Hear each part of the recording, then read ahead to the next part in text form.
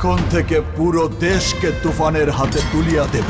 Megastar Shakib খানের ২০২৪ সালের hit cinema তুফান মুক্তির পর থেকে দর্শকরা মুখে আছেন সিকুয়েল তুফান 2 দেখার জন্য। তুমি কোন শহরের মাইয়া গো লাগে। সোশ্যাল মিডিয়ায় নিয়মিত এই নিয়ে আলোচনা চলছে। আর সম্প্রতি পরিচালক রায়হান রাফি একটি পডকাস্টে জানিয়ে দিয়েছেন ২০২৭ সালে শুটিং শুরু হবে। তবে শাকিবের বিশ্বস্ত সূত্র বলছে, রাফির সঙ্গে এখন পর্যন্ত কোনো ফলপ্রসূ আলোচনা হয়নি। শাকিবের ২০২৬-২৭ সালের শিডিউলে রাফির কোনো কাজ নেই। প্রযোজনা প্রতিষ্ঠানের সঙ্গে শাকিবের অন্যান্য সিনেমা নিয়ে আলাপ আলোচনা চলছে, কিন্তু সেখানে রাফির নাম নেই।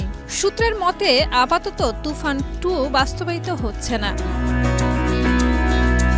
এদিকে ২০২৫ সালে মুক্তি পাওয়া বরবাদে শাকিবের নতুন ক্যারিশমা দর্শক হৃদয়ে জায়গা করে নিয়েছে। এছাড়া শাকিবের নতুন প্রজেক্টে একাধিক নতুন নির্মাতার সঙ্গে কাজ চলছে, যারা তাকে ভিন্ন আঙ্গিকে হাজির করার জন্য প্রি প্রোডাকশনে ব্যস্ত।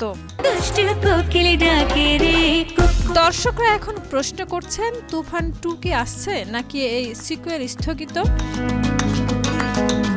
সোশ্যাল মিডিয়ায় এই নিয়ে জল্পনা উত্তেজনা অব্যাহত।